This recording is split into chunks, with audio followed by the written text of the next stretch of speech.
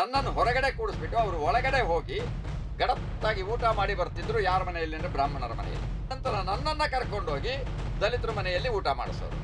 ಊಟಕ್ಕೆ ಹೋದಾಗ ಇಬ್ಬರು ಬ್ರಾಹ್ಮಣರು ಅವರಿಗೆ ತಟ್ಟೆ ಕೊಡ್ತಾರೆ, ನಾನು ಶೂದ್ರ, ನನಗೆ ಎಲೆ ಕೊಡ್ತಾರೆ. RSSನಲ್ಲಿ ಯೂಸ್ ಅಂಡ್ ಥ್ರೋ, ಬಳಸಿ ಬಿಸಾಕುವುದು, ಅಥವಾ ಯೂಸ್ ಅಂಡ್ ಡೆಸ್ಟ್ರಾಯ್, ಬಳಸಿ ಹಾಳು ಮಾಡುವಂಥದ್ದು, ಯೂಸ್ ಅಂಡ್ ಕಿಲ್, ಬಳಸಿ ಅವರನ್ನು ಹೆಚ್ಚು ಕಡಿಮೆ ಮಾಡಿದರೆ ಅವರನ್ನು ಕೊಲೆ ಮಾಡುವಂಥದ್ದು. ಇಂತಹ ಎಲ್ಲವೂ ಮಾಡಿರುವಂಥದ್ದು ನನ್ನ ಕಣ್ಮುಂದೆ ಇದೆ. ಸಾವರ್ಕರ್ನ ಪುಸ್ತಕ ಆತ್ಮಾಹುತಿ, ಆ ಪುಸ್ತಕದಲ್ಲಿ ಎಲ್ಲಿಯೂ ಕೂಡ ಆತ ಸಾರಿ ಬರ್ಕೊಟ್ಟಂಥ ಕ್ಷಮಾಪಣೆ ಪತ್ರ ಬರೆದುಕೊಟ್ಟಿದ್ದು ಒಂದು ಶಬ್ದ ಇಲ್ಲ. ಆಗ ಅನಿವಾರ್ಯವಾಗಿ ಬೇರೆಯವರಿಗೆ ಮೆಚ್ಚಿಸಲಿಕ್ಕೆ ರಾಷ್ಟ್ರಧ್ವಜವನ್ನು ಆರಿಸ್ತಾ ಇದ್ವಿ. ನಮಸ್ಕಾರ, ಆದಾಬ್, ಜೈ ಭೀಮ್. ನಾನು ನಿಮ್ಮ ಭಾಗ್ಯನಾರಾಯಣ ಬೊಗ್ಗವರಪು. ನೀವು ನೋಡ್ತಾ ಇದ್ದೀರಿ ಸುದ್ದಿ ಸರ್ಕಲ್. ಇವತ್ತು ನಮ್ಮ ಜೊತೆ ಒಬ್ಬ ವಿಶೇಷ ಅತಿಥಿ ಇದ್ದಾರೆ. RSS ಅಂತ ಒಂದು ನಡೀತಾ ಇದೆಯಲ್ಲ, RSS ರಾಷ್ಟ್ರೀಯ ಸ್ವಯಂ ಸೇವಕ ಸಂಘ. ಅದು ಸಹ ವಿಶೇಷವಾಗಿ ಕರ್ನಾಟಕದಲ್ಲಿ ದೊಡ್ಡ ಸುದ್ದಿಯಲ್ಲಿದೆ. ಕಾರಣ, ಇಲ್ಲಿನ ನೂತನ ಗೃಹ ಮಂತ್ರಿ ಈ ಹಿಂದೆ ಅವರು ಬೇರೆ ಖಾತೆಯ ಮಂತ್ರಿಯಾಗಿದ್ದಾಗಲೂ ಸಹ ಧ್ವನಿ ಎತ್ತಿದ ರೀತಿಯಲ್ಲಿಯೇ ಇನ್ನೂ ದೊಡ್ಡ ಮಟ್ಟದಲ್ಲಿ RSSನ ಕಾರ್ಯಚಟುವಟಿಕೆಗಳ ಬಗ್ಗೆ, ಅದರ ನೋಂದಣಿಯ ಬಗ್ಗೆ ಈಗ ಧ್ವನಿ ಎತ್ತಿದ್ದಾರೆ ಪ್ರಿಯಾಂಕ್ ಖರ್ಗೆ ಅವರು. ಸೊ ಆ ಹಿನ್ನೆಲೆಯಲ್ಲಿ ನಾನೇ ಒರಿಜಿನಲ್ RSS ರಾಷ್ಟ್ರೀಯ ಸ್ವಯಂ ಸೇವಕ ಸಂಘ ಅಂತ ನಾನು ರಿಜಿಸ್ಟರ್ ಮಾಡ್ಕೊಂಡಿದ್ದೀನಿ, ನನ್ನ ಸಂಘಟನೆ ಅದು ಅಂತ ಹನುಮೇಗೌಡರು, ಸಾಮಾಜಿಕ ಹೋರಾಟಗಾರರು ಮತ್ತು RSSನ ನೋಂದಣಿ ಮಾಡಿಸ್ಕೊಂಡಿರುವಂಥವ್ರು, ಅವರು ನಮ್ಮ ಜೊತೆಯಲ್ಲಿದ್ದಾರೆ. ಸರ್, ಮೊದಲಿಗೆ ಕಾರ್ಯಕ್ರಮಕ್ಕೆ ಸ್ವಾಗತ. ನಮಸ್ಕಾರ ಸರ್. ರಾಷ್ಟ್ರೀಯ ಸ್ವಯಂ ಸೇವಕ ಸಂಘ ಇದು ನೀವು ರಿಜಿಸ್ಟರ್ ಮಾಡ್ಕೊಂಡಿದ್ದೀರಿ. ನೀವು ಯಾವ ಕಾರಣಕ್ಕೆ ರಿಜಿಸ್ಟರ್ ಮಾಡ್ಕೊಂಡ್ರಿ, ಯಾವಾಗ ರಿಜಿಸ್ಟರ್ ಮಾಡ್ಕೊಂಡ್ರಿ?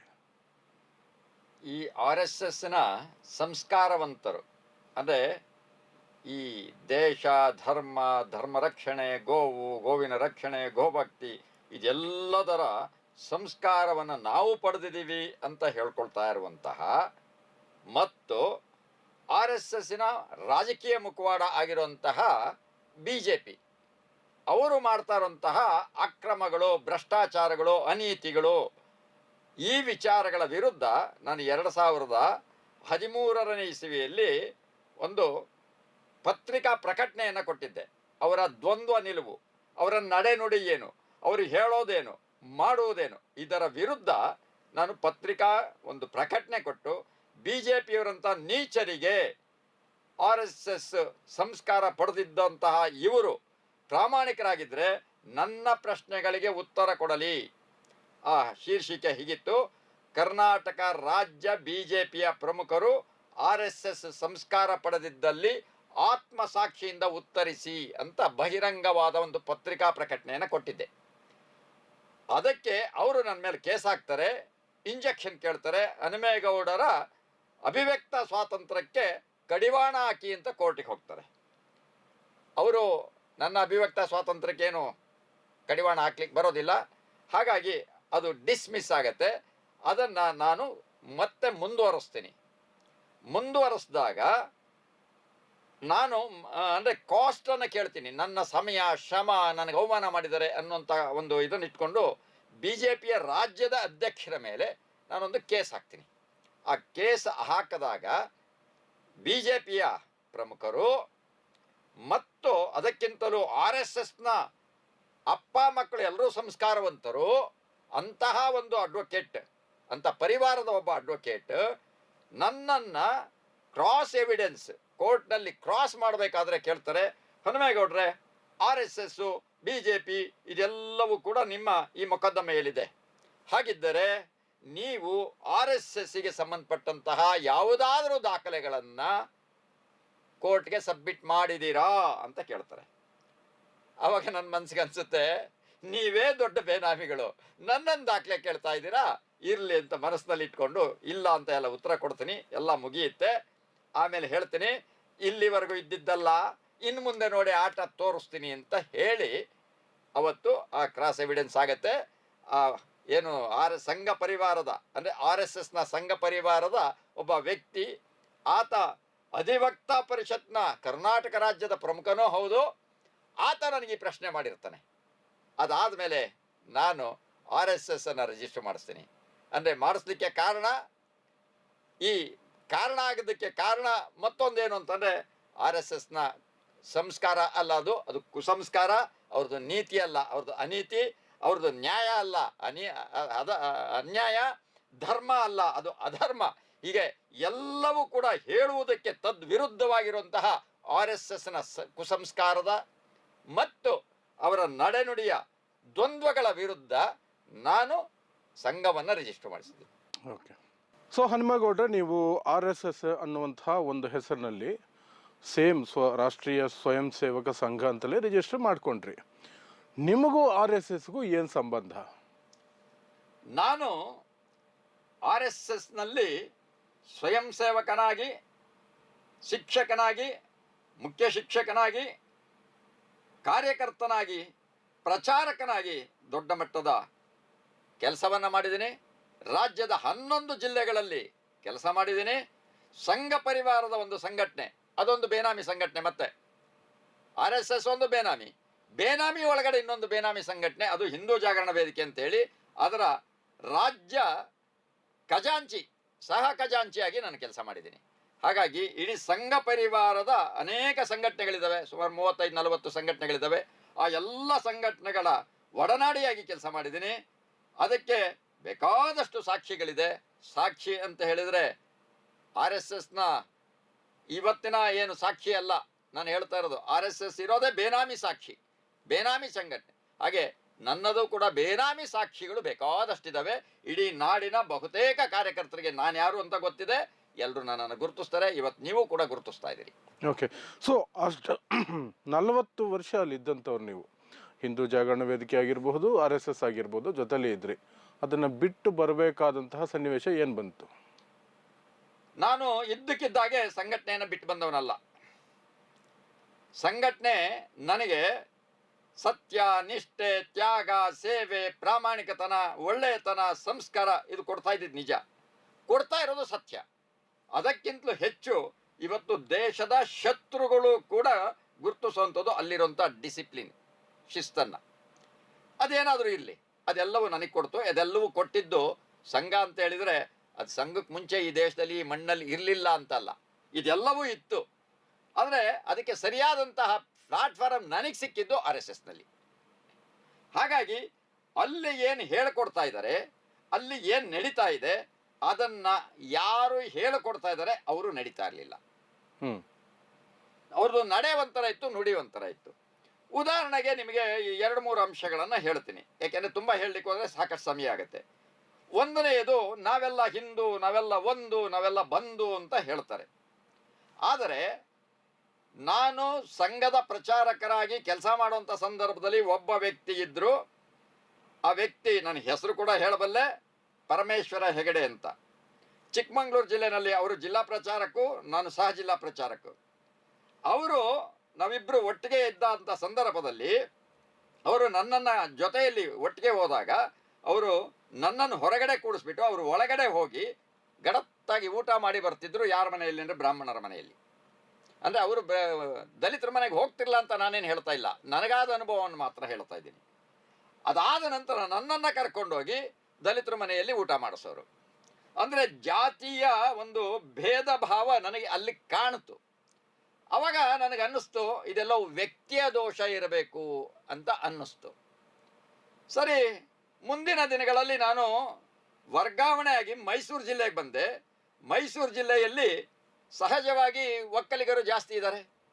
ಅಲ್ಲಿ ಊಟಕ್ಕೆ ಬಡಿಸ್ಬೇಕಾದ್ರೆ ಹನುಮೇಗೌಡ ಹೇಳಿ ಕೇಳಿ, ಹಾಗಾಗಿ ಮಾಂಸಾಹಾರವನ್ನು ಬಡಿಸ್ಲಿಕ್ಕೆ ಅವರು ತಯಾರು ಮಾಡ್ತಾಯಿದ್ರು. ಆಗ ನಾನು ಅದರ ಸೂಕ್ಷ್ಮತೆಯನ್ನು ಅರಿತು ನಾನು ಮಟನ್ ತಿಂತಾ ಇಲ್ಲ, ಮಾಂಸಾಹಾರ ತಿಂತಾ ಇಲ್ಲ. ನಾನು ವಿರೋಧಿ ಅಲ್ಲ, ನಾನು ತಿಂತಾ ಇರಲಿಲ್ಲ. ಹಾಗಾಗಿ ನಾನು ತಿಂದೇ ಇರುವಂಥ ಪ್ರಸಂಗಗಳು ಬಂದಾಗ ಆ ವ್ಯಕ್ತಿಗಳು ಹೇಳಲಿಕ್ಕೆ ಶುರು ಮಾಡಿದರು, ನಮ್ಮನೆಯಲ್ಲಿ ಬ್ರಾಹ್ಮಣ ಪ್ರಚಾರಕರ ತಿಂದೋಗ್ತಾರೆ, ನೀವೆಂಥ ಗೌಡ್ರಿ ಅಂತೇಳಿ ನನಗೆ ಉಲ್ಟಾ ಹೊಡಿಲಿಕ್ಕೆ ಶುರು ಮಾಡಿದರು.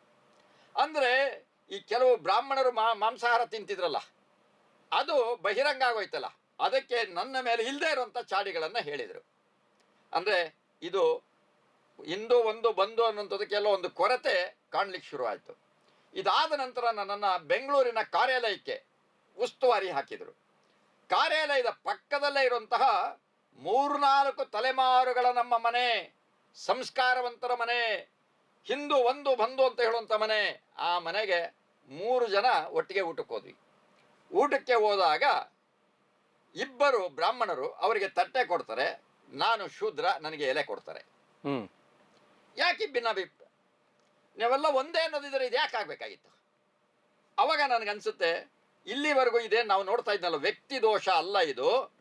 ಇದು ಒಂದು ವ್ಯವಸ್ಥಿತವಾದಂತಹ ಶೂದ್ರರನ್ನ ಮೂರ್ಖರನ್ನಾಗಿ ಮಂಗಗಳನ್ನಾಗಿ ಮಾಡ್ತಾ ಇರುವಂಥ ತಂತ್ರಗಾರಿಕೆ ಅಷ್ಟೇ. ಇದು ಮೇಲ್ನೋಟಕ್ಕಷ್ಟೇ, ಬಣ್ಣ ಆಗ್ತಾ ಇರೋದಷ್ಟೇ, ಒಳಗಡೆ ವಿಷ ತುಂಬಿದೆ ಅನ್ನುವಂಥದ್ದು ಗೊತ್ತಾಯಿತು.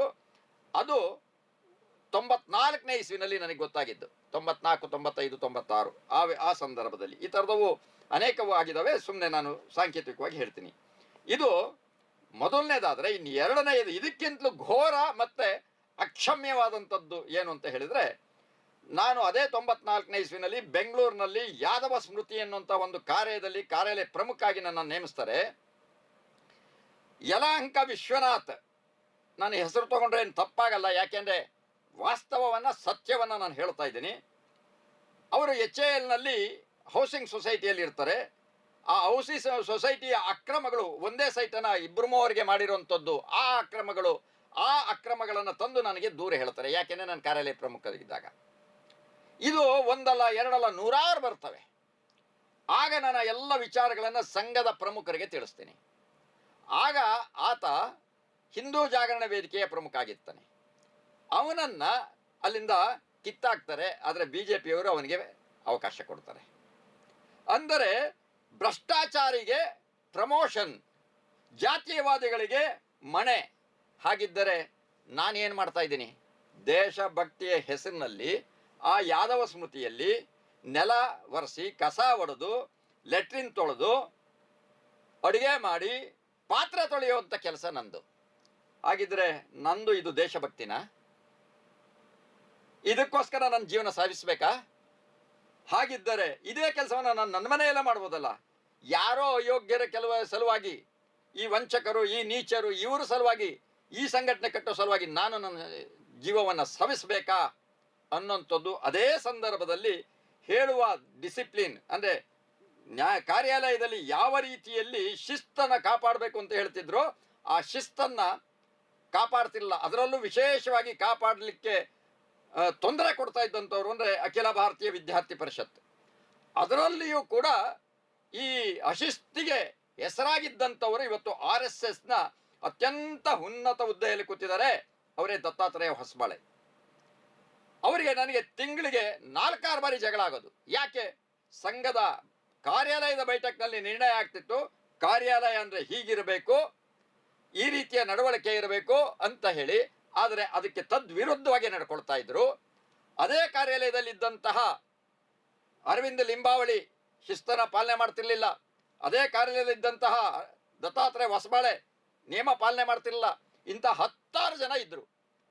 ಅದಲ್ಲದೆ ಏನು ಹಿಂದುತ್ವ, ನಾವು ಸಂಘ, ಶಿಸ್ತು, ದೇಶಭಕ್ತಿ ಅಂತ ಹೇಳುವಂತಹ ಹರಕುಬಾಯಿ ಅನಂತಕುಮಾರ್ ಹೆಗಡೆ ಅವರು ಕೂಡ ಅದೇ ಕಾರ್ಯಾಲಯದಲ್ಲಿದ್ದರು. ಅವರು ಕೂಡ ನಿಯಮ ಪಾಲನೆ ಮಾಡ್ತಿರಲಿಲ್ಲ. ಇವರಲ್ಲಿ ಬಹುತೇಕರು ಆ ಯಾದವ ಸ್ಮೃತಿಯಲ್ಲಿ ಕದ್ದು ಮಲಗ್ತಾ ಇದ್ರು. ಯಾಕೆಂದರೆ ನನ್ನ ಅಂದರೆ ಸಂಘದ ಡಿಸಿಪ್ಲಿನ್ಗೆ ಒಳಗಾಗಲಿಕ್ಕಾಗದೆ ಕದ್ದು ಎಲ್ಲೆಲ್ಲೋ ಮಲಗ್ತಾ ಇದ್ರು. ಪ್ರಾತಸ್ಮರಣೆಗೆ ಬರ್ತಾ ಇರಲಿಲ್ಲ. ಇಂತಹ ಹಲವಾರು ವಿಚಾರಗಳನ್ನು ನೋಡಿ ನೊಂದು ಬೆಂದು ನಾನು ಏನಪ್ಪ ಮಾಡಬೇಕು? ಮನೆಗೆ ಹೋದರೆ ಮರ್ಯಾದೆ ಇಲ್ಲ. ಯಾಕೆಂದರೆ ನನ್ನ ಅಣ್ಣಂದಿರು ನನ್ನನ್ನು ಹುಡುಕೊಂಡು ಶಿವಮೊಗ್ಗ ಅಂತ ಕಾಡಿನಲ್ಲಿರುವಂತಹ ರಿಪ್ಪನ್ಪೇಟೆ ಅಲ್ಲಿಗೆ ಹುಡುಕೊಂಬಂದಿದ್ರು. ನನ್ನ ಇನ್ನೊಬ್ಬ ಅಣ್ಣ ಬೀದರ್, ಅಲ್ಲಿಂದ ಮುಂದೆ ಔರಾದ್, ಅಲ್ಲಿಂದ ಮುಂದೆ ಮುದೋಳ ಅಂತ ಒಂದು ಹಳ್ಳಿ, ಆ ಹಳ್ಳಿವರೆಗೂ ಹುಡ್ಕೊಂಬಂದಿದ್ರು. ಹಾಗಿದ್ರೆ ಇಂಥವರು ನನ್ನ ಅಣ್ಣಂದಿರು ನನ್ನ ಹಿತಕ್ಕೆ ಅವರು ಮನಸ್ಸು ಕೊಟ್ಟಾಗ, ಮುಂದೆ ಬಂದಾಗ ನಾನು ಅವರಿಗೆ ಅಗೌರವ ಕೊಡಲಿಲ್ಲ. ಈಗ ನಾನು ಹೋಗಿ ಏನು ಮಾಡಬೇಕು? ನೇಣು ಹಾಕ್ಕೋಬೇಕು. ಅದಕ್ಕೋಸ್ಕರ ಯೋಚನೆ ಮಾಡಿದೆ, ಇಂಥವರಿಗೆ ಸರಿಯಾದ ಪಾಠವನ್ನು ಕಲಿಸ್ಬೇಕು. ಅದು ಹೇಗೆ ಕಲಿಸ್ಬೇಕು ಅಂತಂದರೆ, ಮತ್ತಷ್ಟು ಆತ್ಮೀಯನಾದೆ, ಮತ್ತಷ್ಟು ಎಕ್ಸ್ಟ್ರಾ ವರ್ಕ್ ಮಾಡಿದೆ. ಅಂದರೆ 100ಕ್ಕೆ 200 ಪಟ್ಟು ನನ್ನನ್ನು ನಂಬುವ ಹಾಗೆ ಎಲ್ಲ ಕೆಲಸಗಳನ್ನು ಮಾಡ್ತಾ ಹೋದೆ. ಜಹ ಕಂ ವಹ ಹಂ, ಎಲ್ಲಿ ಕೊರತೆಯೋ ಅಲ್ಲಿ ಹನುಮೇಗೌಡ, ಈ ರೀತಿಯಲ್ಲಿ ಕೆಲಸ ಮಾಡ್ತಾ ಹೋದೆ. ಅದಾದ ಮೇಲೆ ಇದೇ ಯಲಹಂಕ ವಿಶ್ವನಾಥರು ದೇವಸ್ಥಾನದ ಭೂಮಿಯನ್ನು ಕದ್ರು, ಬೇರೆ ಬೇರೆ ಅಕ್ರಮಗಳನ್ನು ಮಾಡಿದರು. ಅದರೆಲ್ಲದರ ವಿರುದ್ಧ ಧ್ವನಿ ಇಟ್ಟೆ. ಕೊನೆಗೆ ಇದೇ RSS ಮತ್ತು ಇದೇ ವಿಶ್ವನಾಥ ನನಗೆ ಹೊಡಿತಾರೆ. ಹೊಡೆದಾಗ ನನಗೆ ಯಾರೂ ಕೂಡ ಸಹಾಯಕ್ಕೆ ಬರೋದಿಲ್ಲ. ಇಂಥ ಎಲ್ಲ ಘಟನೆಗಳಾಗುತ್ತೆ. ಈ ಎಲ್ಲ ಘಟನೆಗಳಿಗೆ ಒಂದು ರೀತಿಯ ಪ್ರತಿರೋಧವಾಗಿ ಅಥವಾ ಪ್ರತಿಭಟನೆಯಾಗಿ ಸತ್ಯವನ್ನು ಹೊರಗಡೆ ಹಾಕ್ತಾ ಇದ್ದೀನಿ. ಅದಕ್ಕೋಸ್ಕರ ನಾನು ಹೊರಗಡೆ ಬಂದಿಲ್ಲ.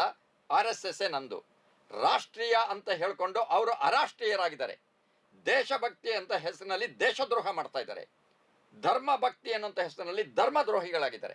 ಇದೆಲ್ಲವೂ ನಾನು ಹೆಚ್ಚಿಗೆ ಹೇಳಬೇಕಾಗಿಲ್ಲ.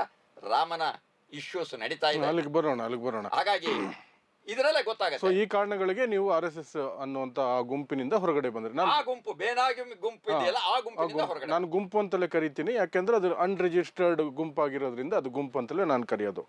ಸೊ ಈಗ ನೀವು ಅಲ್ಲಿಂದ ಹೊರಗಡೆ ಬಂದ್ರಿ, ಸರಿ. ಆ ನಂತರ ಅಲ್ಲಿನ ವಿಚಾರಗಳನ್ನು ತಗೊಂಡು ಪುಸ್ತಕ ಬರೆದ್ರಿ, ಒಂದಷ್ಟು ಮೀಡಿಯಾಗಳಿಗೆ ಬೈಟ್ ಕೊಟ್ರಿ, ಇದೆಲ್ಲ ಕೊಟ್ರಿ. ಅದರ ವಿಚಾರವಾಗಿ ನಾನು ಒಂದಷ್ಟು ಜನರ ಹತ್ರ ಮಾತಾಡಿದಾಗ ಅವರೆಲ್ಲ ಹೇಳೋದು ಹನುಮೇಗೌಡರಿಗೆ ಪ್ರಚಾರದ ಹುಚ್ಚು, ಅವ್ರಿಗೇನು ಯಾವುದಾದ್ರು ಟಿ ವಿಯಲ್ಲಿ ಕಾಣಿಸ್ಕೋಬೇಕು, ಆ ಕಾರಣಕ್ಕೆ ಅವ್ರು ಇದೆಲ್ಲ ಮಾತಾಡ್ತಿದ್ದಾರೆ. ಗಂಭೀರವಾಗಿ ಏನೋ ಅವರೇನಿಲ್ಲ. ಅವರು ಗಂಭೀರವಾಗಿದ್ದಿದ್ರೆ ಯಾಕೆ ನಮ್ಮ ಮೇಲೆ ಇಲ್ಲಿವರೆಗೆ ಯಾವುದೋ ಕೋರ್ಟುಗಳು ಏನೇ ಆಗಲಿ ಅವರು ಸಾಕಷ್ಟು ಬಾರಿ ಪ್ರಯತ್ನ ಪಟ್ಟಿದ್ದಾರೆ, ಎಲ್ಲೂ ಸಹ ಅವರಿಗೆ ಗೆಲುವು ಸಿಕ್ಕಿಲ್ಲ, ಸುಮ್ಮನೆ ಮಾತಾಡ್ತಾರೆ ಅಷ್ಟೇ ಅವರು. ಸೊ ನಿಮ್ಮ ಉದ್ದೇಶ ಅವರು ಹೇಳ್ತಿರುವಂಥದ್ದಕ್ಕೆ ವಿರುದ್ಧವಾಗಿದೆ ಅನ್ನೋದಕ್ಕೆ ಹೇಗೆ ನೀವು ಸಮರ್ಥಿಸ್ಕೊಳ್ತೀರಿ? ನೀವು ಒಂದು ಭಾಗವನ್ನು ಹೇಳಿದ್ರಿ, ಆದರೆ ಇನ್ನೊಂದು ಭಾಗವನ್ನು ನೀವು ಬಿಟ್ರಿ. ಮೋಸ್ಟ್ಲಿ ನಿಮ್ಗೆ ಯಾರಾದರೂ ಹೇಳಿದರೋ ಇಲ್ಲೋ ಗೊತ್ತಿಲ್ಲ. ಹನುಮೇಗೌಡರಿಗೆ ಅವರ ವೈಯಕ್ತಿಕ ಸಮಸ್ಯೆಯನ್ನ ಬಿಂಬಿಸ್ಕೊಳ್ಳಿಕ್ಕೆ RSS ಮೇಲೆ ಕೆಸರೆರ್ತಾ ಇದ್ದಾರೆ ಅಂತ ಹೇಳಿದರು. ಅದು ಏನು ಅಂತ ಹೇಳಿದರೆ, ನಮ್ಮ ಜಮೀನಿನ ಪಕ್ಕದಲ್ಲಿ ನನ್ನ ಡಾಕ್ಯುಮೆಂಟ್ನಲ್ಲಿರುವಂತೆ ನನ್ನ ಜಮೀನಿಗೆ ಹೊಂದಾಣಿಕೆಯಾಗಿ ಒಂದು ರಸ್ತೆ ಇದೆ. ಆ ರಸ್ತೆಯಿಂದ ಕೆಳಗಡೆಗೆ ದೇವಸ್ಥಾನದ ಇನಾಮತಿ ಜಮೀನಿದೆ. ಇನಾಮತಿ ಜಮೀನನ್ನು ನಾನು ರಕ್ಷಣೆ ಮಾಡಲಿಕ್ಕೆ ಹೋದೆ. ಆದರೆ ಆ ರಸ್ತೆಯಿಂದ ಮೇಲ್ಗಡೆಗೆ ನಮ್ಮ ಜಮೀನಿಗೆ ಅಟ್ಯಾಚ್ ಆದಾಗೆ ಒಂದು ಸ್ವಲ್ಪ ಜಮೀನಿದೆ. ಆ ಜಮೀನು ಬರವಣಿಗೆಯಲ್ಲಿ, ಅದು ನಾನು ಈಗಿಂದೆಲ್ಲ ಹೇಳ್ತಾ ಇರೋದು 1965ನೇ ಇಸ್ವಿ, ಆಗ ಬರೆದಿರುವಂತೆ ರಸ್ತೆಗೆ ಅಂದರೆ ಚೆಕ್ ಬಂದು ನಮ್ಮ ಜಮೀನಿದೆ ರಸ್ತೆವರೆಗೆ. ಹಾಗಾಗಿ ನಾನು ನನ್ನ ಜಮೀನು ಅಂತ ಅಂದ್ಕೊಂಡಿದ್ದೆ. ಹಾಗಾಗಿ ನಾನು ಧ್ವನಿ ಇಟ್ಟೆ. ಅಂದರೆ ದೇವಸ್ಥಾನದ ಜಮೀನಿಗೆ ಧ್ವನಿ ಇಟ್ಟಾಗ ಅವರು ಕಟ್ಟಿದ್ದೇನು ಅಂದರೆ ಹನುಮೇಗೌಡರ ಜಮೀನಿನ ರಕ್ಷಣೆಗೋಸ್ಕರ ಇದನ್ನು ಮಾಡಿದರು ಅಂತ. ಆಮೇಲೆ ಅಳತೆ ಮಾಡಿದರು, ಈ ಜಮೀನು ದೇವಸ್ಥಾನಕ್ಕೆ ಸರಿ ಇಟ್ಕೊಳ್ಳಿ, ನಾನು ಅವತ್ತಿನಿಂದ ಆ ಜಾಗಕ್ಕೆ ನಾನು ಕ್ಲೈಮ್ ಮಾಡಲಿಕ್ಕೆ ಹೋಗಿಲ್ಲ. ನನ್ನ ಜಮೀನು ಅಥವಾ ನನಗೆ ಈ ವಿಶ್ವನಾಥ ಅಥವಾ ಇನ್ಯಾರಿಂದನೂ ನನಗೆ ಯಾವುದೇ ಸಮಸ್ಯೆ ಆಗಿಲ್ಲ. ಇದು ಒಂದು ಭಾಗ ನೀವು ಹೇಳಿರಲಿಲ್ಲ, ನಾನೇ ಹೇಳಿದ್ದೀನಿ. ಇನ್ನು ಎರಡನೆಯ ಭಾಗ ಅವರು ಹೇಳೋದೇನು ಅಂದರೆ, ಈಗ ನೀವು ಹೇಳೋದಾಗೆ ಹನುಮೇಗೌಡರಿಗೆ ಪ್ರಚಾರದ ಹುಚ್ಚು. ನಾನು ಪ್ರಚಾರ ತೊಗೊಂಡು ನನಗೇನಾಗಬೇಕಾಗಿದೆ? ಪ್ರಚಾರ ತಗೊಳ್ಳೋ ಹಾಗಿದ್ದರೆ ಇವತ್ತು ನಾನು ಹೇಳ್ತಿರೋದು, ಇವತ್ತಿನ ಸ್ಥಿತಿ ಹೇಳ್ತೀನಿ, ಒಬ್ಬ ಗೃಹ ಮಂತ್ರಿಗಳನ್ನೇ ಹೆದರಿಸುವ ಬೆದರಿಸುವ ಜನ ನನ್ನನ್ನು ಸುಮ್ಮನೆ ಬಿಡ್ತಾರಾ? ಇದು ನನಗೆ ಚೆನ್ನಾಗಿ ಗೊತ್ತು. RSSನಲ್ಲಿ ಯೂಸ್ ಆ್ಯಂಡ್ ಥ್ರೋ, ಬಳಸಿ ಬಿಸಾಕುವುದು, ಅಥವಾ ಯೂಸ್ ಆ್ಯಂಡ್ ಡೆಸ್ಟ್ರಾಯ್, ಬಳಸಿ ಹಾಳು ಮಾಡುವಂಥದ್ದು, ಯೂಸ್ ಆ್ಯಂಡ್ ಕಿಲ್, ಬಳಸಿ ಅವರೇನನ್ನು ಹೆಚ್ಚು ಕಡಿಮೆ ಮಾಡಿದರೆ ಅವರನ್ನು ಕೊಲೆ ಮಾಡುವಂಥದ್ದು, ಇಂತಹ ಎಲ್ಲವೂ ಮಾಡಿರುವಂಥದ್ದು ನನ್ನ ಕಣ್ಣು ಮುಂದೆ ಇದೆ. ನಾವು ನೋಡಿದ್ದೀವಿ. ಅವರನ್ನು ನಾಮಾವಶೇಷ ಮಾಡಿಬಿಟ್ಟಿದ್ದಾರೆ. ಬಹುತೇಕ ಇವತ್ತಿನ ಯುವಕರಿಗೆ ಗೊತ್ತಿರಲಿಕ್ಕಿಲ್ಲ, ಮಳ್ಳೂರು ಆನಂದರಾವ್ ಅಂತ ಒಬ್ಬರಿದ್ರು. ಆ ವ್ಯಕ್ತಿ ಎಷ್ಟು ದುಡಿದಿದ್ರು, ಎಷ್ಟು ಸಂಘಟನೆ ಕಟ್ಟಿದ್ರು, ಹೇಗೆ ಮಾಡಿದ್ರು, ಅವ್ರಿಗೆ ಹೆಸರು ಎಲ್ಲೂ ಇಲ್ಲ. ಇವತ್ತು ಜನಸೇವಾ ವಿದ್ಯಾ ಕೇಂದ್ರ ಅಂತ ಒಂದು RSS ಒಂದು ಸ್ಕೂಲ್ ಇದೆ. ಅದರ ಹುಟ್ಟಿಗೆ ಕಾರಣ ಯಾರು? ಅವರೇ. ಆದರೆ ಅವರ ಹೆಸರೇ ಇಲ್ಲ. ಹಾಗೆ ಯಾರ್ಯಾರನ್ನ ಎಲ್ಲೆಲ್ಲಿ ತುಳಿದಿದ್ದಾರೆ, ಏನು ಮಾಡಿದ್ದಾರೆ ಅಂತ 10 ಹಲವು ಘಟನೆಗಳಿದ್ದಾವೆ. ಇಂಥದ್ದು ಸಂದರ್ಭದಲ್ಲಿ ಹೋಮ್ ಮಿನಿಸ್ಟರ್ನಂಥವ್ರನ್ನೇ, ಗೃಹ ಸಚಿವರನ್ನೇ ಬೆದರಿಕೆ ಹಾಕುವಂಥವ್ರು ನನ್ನನ್ನು ಬಿಡ್ತಾರಾ ಅನ್ನೋಂಥದ್ದು ನನಗೆ ಗೊತ್ತಿತ್ತು.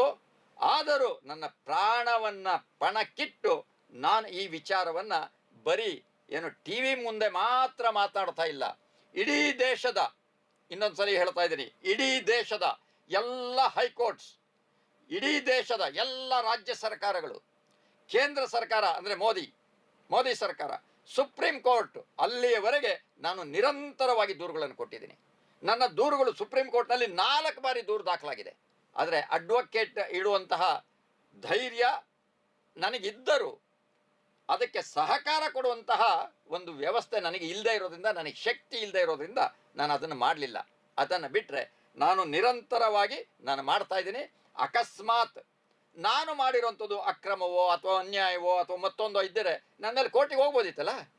RSS ಆಗಲಿ BJP ಅವರಾಗಲಿ ಎಲ್ಲಿ ಕೋರ್ಟ್ಗೆ ಹೋಗಿದ್ದಾರೆ? ಎಷ್ಟು ಹೋಗಿದ್ದಾರೆ? ನಾನು ಹೇಳುವ ವಿಚಾರಗಳು ಅವರಿಗೆ ಇರ್ರಿಪೇರಬಲ್ ಡ್ಯಾಮೇಜ್ ಆಗುತ್ತೆ ಅಂತೇಳಿ BJP ಅವರು ಸ್ಟೇಗೆ ಹೋದರೆ ವಿನಃ, ಇಂಜೆಕ್ಷನ್ ಕೇಳಿದರೆ ವಿನಃ, ಹನುಮೇಗೌಡರು ಈ ರೀತಿ ಏನು ಹೇಳಿದರೆ ಇದರಿಂದ ನಮಗೆ ತೊಂದರೆ ಆಗಿದೆ ಅಂತ ಏನಾದರೂ ಕೇಸ್ ಹಾಕಿ ನಾನೇನನ್ನ ಸೋತಿದ್ದೀನಾ? ಖಂಡಿತ ಸೋತಿಲ್ಲ ನಾನು. ಆದರೆ ನನ್ನ ಹೋರಾಟವನ್ನು ಅವತ್ತೆಂಗಿತ್ತು ಇವತ್ತು ಹಾಗೇ ಇದೆ, ಇನ್ನು ಮುಂದೆ ಹಾಗೇ ಇದೆ. ಅಗ್ರೆಸಿವ್ ಆಗಿದ್ದೀನಿ, ಇನ್ನೂ ಅಗ್ರೆಸಿವ್ ಆಗಿ ಹೋಗ್ತೀನಿ. ಓಕೆ. ಸೊ ಈಗ ನೀವು ಹೇಳಿದ್ರಿ ಈ ಹಿಂದಿನ ಪ್ರಶ್ನೆಗೆ RSS ಒಂದು ದೇಶದ್ರೋಹಿ ಗುಂಪು, ಧರ್ಮದ್ರೋಹಿ ಗುಂಪು, ಜಾತಿವಾದಿ ಗುಂಪು ಅಂತ. RSS ಈ ದೇಶದ ಏನು ಸಂವಿಧಾನವನ್ನು ಒಪ್ಪಲ್ಲ ಅನ್ನೋದು ಇವತ್ತಿನ ಮಾತಲ್ಲ. ಅದು ಸಂವಿಧಾನ ರಚನಾ ಸಂದರ್ಭದಿಂದಲೇ ಅವರು ಘೋಷಣೆ ಮಾಡಿಕೊಂಡು ಈ ಸಂವಿಧಾನವನ್ನು ನಾವು ಒಪ್ಪೋದಿಲ್ಲ, ನಮಗೆ ಯಾವತ್ತಿದ್ರೂ ಮನುಸ್ಮೃತಿನೇ ನಮ್ಮ ಸಂವಿಧಾನ ಅಂತ. ಈ ರಾಷ್ಟ್ರದ ರಾಷ್ಟ್ರಗೀತೆಯ ಬಗ್ಗೆಯೂ ಸಹ ಅವರಿಗೆ ತಕರಾರಿದೆ, ರಾಷ್ಟ್ರಧ್ವಜ ಬಗ್ಗೆಯೂ ಸಹ ತಕರಾರಿದೆ. ಸುಮಾರು ಸ್ವಾತಂತ್ರ್ಯ ಬಂದು 52 ವರ್ಷಗಳ ಕಾಲ ಅವರ ಕಚೇರಿ ಮೇಲೇ ಸ್ವಾತಂತ್ರ್ಯ ಭಾರತದ ಬಾವುಟವನ್ನು ಹಾರಿಸಿರಲಿಲ್ಲ. ಇದೇನು ಹೊಸದೇನಲ್ಲ. ಅಷ್ಟೆಲ್ಲ ವಿಚಾರಗಳು ಈ ಹಿಂದಿನಿಂದಲೇ ಇತ್ತು. ಸಾವರ್ಕರ್ ಅಂತವರು ಬ್ರಿಟಿಷರಿಗೆ ಗುಲಾಮಗಿರಿ ಮಾಡಿಕೊಂಡು ಅವ್ರ ಹತ್ರ ಪೆನ್ಷನ್ ಪಡ್ಕೊಳ್ತಿದ್ದಿದ್ದು ಇತಿಹಾಸ ಇದೆ. ಅದೆಲ್ಲವೂ ಇತ್ತು. ಅದೆಲ್ಲ ಇದ್ದ ನಂತರವೇ ನೀವು RSSನ ಭಾಗವಾಗಿ ಇದ್ದಿದ್ದು.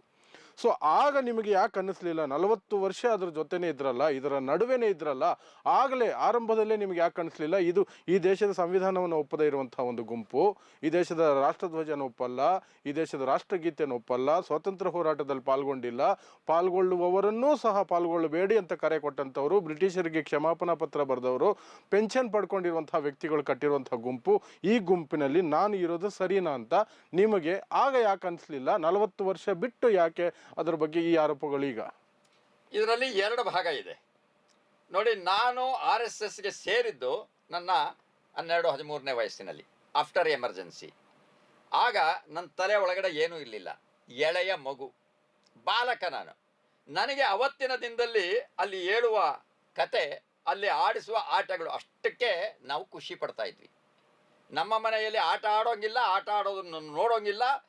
ಎಲ್ಲಿರಬೇಕು ಅಂದರೆ ಒಂದು ಸ್ಕೂಲ್ನಲ್ಲಿರಬೇಕು, ಇಲ್ಲ ಮನೆಯಲ್ಲಿ ಕೆಲಸ ಮಾಡ್ತಿರಬೇಕು, ಅಥವಾ ಓದ್ತಾ ಇರಬೇಕು. ಇಂತಹ ಪರಿಸ್ಥಿತಿಯ ಮಧ್ಯದಲ್ಲಿ ಕದ್ದೋಗಿ ನಾನು ಆಟ ಆಡ್ತಿದ್ದೆ, ಶಾಖೆಯಲ್ಲಿ ಭಾಗವಹಿಸ್ತಿದ್ದೆ. ಆ ಆಟ ಕತೆ ಮತ್ತು ಅಲ್ಲಿ ಹೇಳುವಂಥ ಶ್ಲೋಕಗಳ ಕಾರಣದಿಂದಾಗಿ ಆಕರ್ಷಿತನಾಗಿ ಮತ್ತಷ್ಟು ಒಳಗಡೆ ಹೋದೆ. ನಾನು ಸಂಘದ ಒಳಗಡೆ ಹೋದ ಕೇವಲ 7-8 ವರ್ಷಕ್ಕೆ, ಅಂದರೆ 10 ವರ್ಷಗಳೇ. ನಾನು 76-77ರಲ್ಲಿ ಸಂಘಕ್ಕೆ ಹೋಗಿದ್ದು. 88ರಲ್ಲಿ ನಾನು ಸಂಘದ ಪ್ರಚಾರಕನಾದೆ. ಪ್ರಚಾರಕನ ಆದ ನಂತರ ನಾನು ಬೆಂಗಳೂರಿನ ಕಾರ್ಯಾಲಯಕ್ಕೆ ಬಂದಿದ್ದು 94ರಲ್ಲಿ. ಅಂದರೆ ನನಗೆ 93ರವರೆಗೆ ನಾನು ನಂಬಿದ್ದು ಸತ್ಯ ಅನ್ನುವಂಥದ್ದು ನನಗೆ ಗೊತ್ತಿತ್ತು. 93ರ ನಂತರ ಎಲ್ಲೋ ವ್ಯಕ್ತಿ ದೋಷವೋ ಏನೋ ದೋಷಗಳಿದೆ ಅನ್ನೋಂಥದ್ದು ಗೊತ್ತಾಯಿತು. ಅದಾದ ನಂತರ 93, 94, 95, 96 ಈ ವರ್ಷಗಳಲ್ಲಿ ನಾನಾಗಲೇ ಹೇಳಿದ್ನಲ್ಲ, ಕಾರ್ಯಾಲಯದಲ್ಲಿ ದತ್ತಾತ್ರೇಯ ಹೊಸಬಾಳೆ ಶಿಸ್ತನ್ನು ಪಾಲನೆ ಮಾಡ್ತಿರ್ಲಿಲ್ಲ. ನನಗೆ ಅವರಿಗೆ ಬೇಕಾದಷ್ಟಲ್ಲಿ ಜಗಳ ಆಗಿದೆ. ಎಷ್ಟು ಮಟ್ಟಿಗೆ ಅಂತಂದರೆ ವಿಕೋಪಕ್ಕೆ ಹೋಗೋಷ್ಟು ಮಟ್ಟಿಗೆ ಜಗಳ ಆಗಿದೆ. ಇದೆಲ್ಲವೂ ಆಗಿದ್ದು 96ರಲ್ಲಿ. ಅಂದರೆ ನಾನು ಸಂಘದ ಡಿಸಿಪ್ಲಿನನ್ನು ಪಾಲಿಸುವುದೇ ತಪ್ಪು ಅಂತ ಹೇಳಿ ಒಬ್ಬ ಸುಧೀರ್ ಹೇಳ್ತಾರೆ. ಅವರು ಬೆಂಗಳೂರಿನ ಮಹಾನಗರ ಪ್ರಚಾರಕ. ಅದಕ್ಕೆ ಹನುಮೇಗೌಡರನ್ನ ತೆಗಿತಿದ್ದೀವಿ ಅಂತ ಹೇಳ್ತಾರೆ. ನನ್ನ ವಿರುದ್ಧ ದತ್ತಾತ್ರೇಯ ಹೊಸಬಾಳೆ ಹೇಳ್ತಾರೆ, GR ಜಗದೀಶ್ ಅಂತ ಒಬ್ಬರು ಇರ್ತಾರೆ, ಅವರು ಹೇಳುತ್ತಾರೆ ಹನುಮೇಗೌಡರು ಕಾರ್ಯಾಲಯದಲ್ಲಿ ಇರಲಿಕ್ಕೆ ನಾಲಾಯಕ್ ಅಂತ ಹೇಳಿ, ಹಾಗಾಗಿ ಹನುಮೇಗೌಡರನ್ನ ತೆಗಿತೀವಿ ಅಂತ. ಯಾಕೆ? ಶಿಸ್ತನ್ನು ಪಾಲನೆ ಮಾಡಿದ್ದಕ್ಕೆ. ನನ್ನ ಬಗ್ಗೆ ಇಡೀ ಕರ್ನಾಟಕದಲ್ಲಿ ಹನುಮೇಗೌಡ ನಿಷ್ಠಾವಂತ ಮತ್ತು ಪ್ರಾಮಾಣಿಕನಾಗಿ ಕಟು ಶಿಸ್ತನ್ನು ಪಾಲನೆ ಮಾಡೋನು ಅಂತ. ಹೌದು, ಪಾಲನೆ ಮಾಡ್ತಿದ್ರಿ. ಹಾಗಾಗಿ ಇದನ್ನ ಸಹಿಸದೇ ಇದ್ದಂಥ ಕಾರಣಕ್ಕೋಸ್ಕರ ಅವರು ನನ್ನನ್ನು ಹೊರಗಡೆ ಹಾಕಬೇಕು ಅಂತ ಹೇಳ್ತಾರೆ.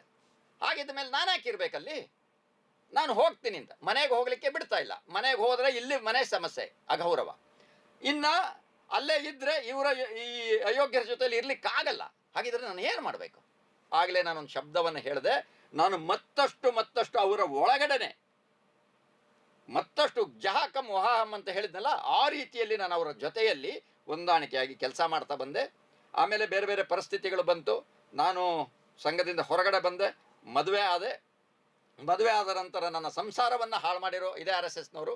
ನನಗೆ ಯಾವುದೇ ಹುದ್ದೆಗಳನ್ನು ಕೊಡಲಿಲ್ಲ, ಆದರೂ ಕೆಲಸ ಮಾಡ್ತಾ ಬಂದೆ. ಅಂದರೆ ನಾನು ಇದ್ದಕ್ಕಿದ್ದಾಗೆ ಈಚೆ ಬಂದವನು ಅಲ್ಲ, 40 ವರ್ಷ ಸಹಿಸ್ಕೊಂಡು ಇದ್ದವನಲ್ಲ. ನಾನು ನನ್ನ ಸ್ವಲ್ಪ ಹೆಚ್ಚು ಕಡಿಮೆ ಹೇಳಬೇಕು ಅನ್ನೋದಾದರೆ 20 ವರ್ಷ ನಾನು ಅಲ್ಲಿದ್ದೆ, ಇನ್ನು 20 ವರ್ಷ ನಾನು ಹೊರಗಡೆ ಇದ್ದೆ. ಅಂದರೆ ಹೊರಗಡೆ ಅಂದರೆ ಅಲ್ಲೇ ಇದ್ಕೊಂಡು ಮಾನಸಿಕವಾಗಿ ಹೊರಗಡೆ ಇದ್ದೆ. ಇದು 2 ಭಾಗದಲ್ಲಿ ಹೇಳಿದೆ. ಇನ್ನೊಂದು ಅತ್ಯಂತ ಮುಖ್ಯವಾದ ಭಾಗ ಏನು ಅಂತಂದರೆ, ಸಾವರ್ಕರ್ನ ಅಪ್ಪಟ ಭಕ್ತ ನಾನು.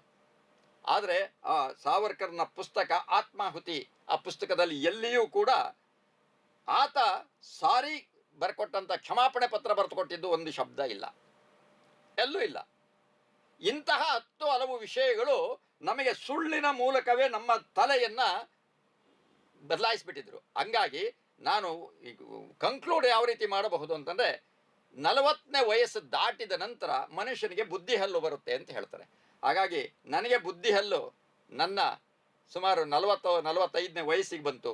ಹಾಗಾಗಿ ನಾನು ಹೊರಗಡೆ ಬಂದ ನಂತರ ಹೊರ ಸಂಪರ್ಕಕ್ಕೆ ಸೇರಿದಾಗ ಇವೆಲ್ಲವೂ ಗೊತ್ತಾಯಿತು. ಆದರೆ ಇದರ ಮಧ್ಯದಲ್ಲಿ ರಾಷ್ಟ್ರಧ್ವಜ, ರಾಷ್ಟ್ರಗೀತೆ, ಇದು ಎರಡಕ್ಕೂ ಸಂಘದಲ್ಲಿ ಹೇಳ್ಕೊಡ್ತಾ ಇದ್ದಂತಹ 2 ವಿಚಾರಗಳಿಂದ ಅನಿವಾರ್ಯವಾಗಿ ನಾನು ಅದನ್ನು ಹೌದು ಅಂತ ಒಪ್ಕೊಂಡ್ಬಿಟ್ಟಿದ್ದೆ. ಯಾಕೆಂದರೆ ಸಾವಿರಾರು ವರ್ಷಗಳ ಇತಿಹಾಸ ನಮ್ಮ ಭಗವಧ್ವಜಕ್ಕೆ, ಹೌದಲ್ವಾ, ನನಗನ್ನಿಸ್ತಿತ್ತು. ಹಾಗಾಗಿ ಇದನ್ನು ತೇಪೆ ಧ್ವಜ ಅಂತ ಹೇಳ್ತಿದ್ರು. ನಮ್ಮ ರಾಷ್ಟ್ರಧ್ವಜವನ್ನು ಕೇಸರಿ, ಬಿಳಿ, ಹಸಿರು ಹಿಂದೂ, ಮುಸ್ಲಿಂ ಮತ್ತು ಕ್ರಿಶ್ಚಿಯನರಿಗೆ ಕೊಟ್ಟಂತಹ ತೇಪೆ ಧ್ವಜ ಅಂತ ಕಾಂಗ್ರೆಸ್ಗೆ ಟೀಕೆ ಮಾಡ್ತಾ ಇದ್ರು. ಅದಕ್ಕೆ ಇದ್ರೂ ಇರಬಹುದು ಅನ್ನೋಂಥ ಒಂದು ಭಾವನೆ ಇತ್ತು ರಾಷ್ಟ್ರಧ್ವಜದ ಕಾರಣಕ್ಕಾಗಿ. ಇನ್ನು ರಾಷ್ಟ್ರಗೀತೆ, ಜನಗಣಮನ, ಅದು ಈ ರೀತಿ ಯಾವುದು 2ನೇ ಜಾರ್ಜ್ ಈ ದೇಶಕ್ಕೆ ಬಂದಾಗ ಅವನಿಗೆ ಸ್ವಾಗತ ಗೀತೆ ಅಂತ ಹೇಳಿದರು. ಈ ಕಥೆಗಳಿಂದಾಗಿ ಅದ್ರ ಬಗ್ಗೆನೂ ನನಗಿದಿರಲಿಲ್ಲ. ಆದರೆ ಏನೇ ಆದರೂ ಸಂವಿಧಾನದ ಹಿನ್ನೆಲೆಯಲ್ಲಿ ಇವರು ಮಾಡಿದ ನಾಟಕ ಇದೆಯಲ್ಲ, ಅದೆಲ್ಲ ಆಗಿದ್ದು 90ರ ನಂತರ, ಅಂದರೆ 94ರ ನಂತರ, ಬಾಬ್ರಿ ಮಸೀದಿ 94ರ ನಂತರ ಈ ಹುಬ್ಬಳ್ಳಿಯಲ್ಲಿ ರಾಷ್ಟ್ರಧ್ವಜವನ್ನು ಹಾರಿಸ್ತಾರಲ್ಲ, ಆ ಸಂದರ್ಭದಲ್ಲಿ ನಾನು ಇದೇ ಯಾದವ ಸ್ಮೃತಿಯಲ್ಲಿದ್ದೆ. ಆಗ ಅನಿವಾರ್ಯವಾಗಿ ಬೇರೆಯವರಿಗೆ ಮೆಚ್ಚಿಸ್ಲಿಕ್ಕೆ ರಾಷ್ಟ್ರಧ್ವಜವನ್ನು ಹಾರಿಸ್ತಾ ಇದ್ವಿ. ಅಂದರೆ ಈಗ ಆ ಕಾಲಘಟ್ಟದಲ್ಲಿ ನಾನು ಆಗಲೇ ಒಂದಷ್ಟು ತಿಳುವಳಿಕೆ ಬಂದಿತ್ತು, ಆದರೆ ಅನಿವಾರ್ಯವಾಗಿ ನಾನು ಅಲ್ಲಿದ್ದೆ. ಹಾಗಾಗಿ ಎಲ್ಲ ನೋವುಗಳ ನಡುವೆ ಕೊರಗಿ ನರಳಿ ಇವತ್ತು ನಾನು ನಂದೇ ಗಟ್ಟಿ ಧ್ವನಿಯನ್ನು ಇಡ್ತಾ ಇದ್ದೀನಿ.